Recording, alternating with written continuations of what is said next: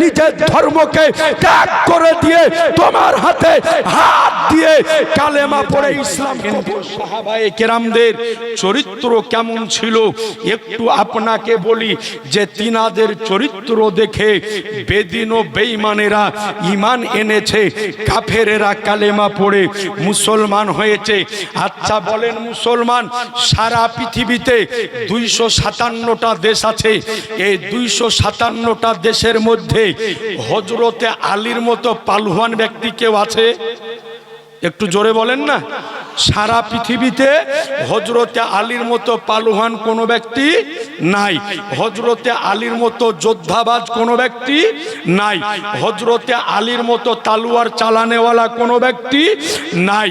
হযরতে আলী রাদিয়াল্লাহু তাআলা আনহু যখন মদিনার খলিফা পদে অধিষ্ঠিত, চতুর্থ খলিফা শপথ যখন গ্রহণ করলেন, তো ওই এলাকায় একজন ইহুদি থাকতো, একজন বেঈমান থাকতো, যার কাজ ছিল প্রতিদিন সকাল সন্ধ্যা আমার নবীকে 100টা করে গালি দিত। সকালে সন্ধ্যা মিলিয়ে আমার নবীকে 100টা করে গালি দিত।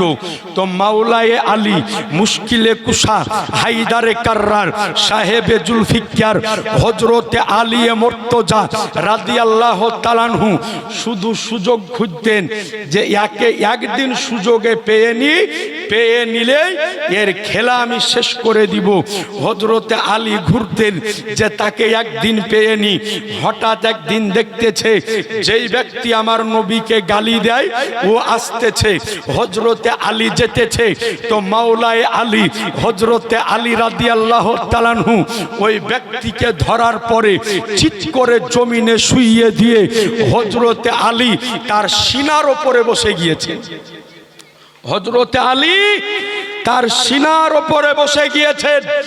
বসে যাওয়ার পরে কোমর থেকে জুলফিকার তলোয়ার বের করে তার গলাতে লাগিয়ে দিয়েছে যে তাকে জবাই করবে। কারণ হলো একটাই, যে এই ব্যক্তি আমার নবীকে গালি দেয়, এই ব্যক্তি আমার নবীকে খারাপ বলে। যখন তালুয়ার চালাতে যাবে ইহীন অবস্থায় ওই ইহুদি নিচ থেকে শুয়ে হযরতে আলীর চেহারার উপরে থুতু চালিয়ে দিয়েছে। যেমনই থুতু চালিয়ে দেওয়া, হযরতে আলী রাদিয়াল্লাহু তাআলা আনহু তার সিনার উপর থেকে নেমে গিয়ে তাকে বলতেছে যে যাও, তোমাকে আমি মাফ করে দিলাম। একটু জোরে সুবহানাল্লাহ বলেন। বলছে যে যাও, তোমাকে আমি মাফ করে দিলাম।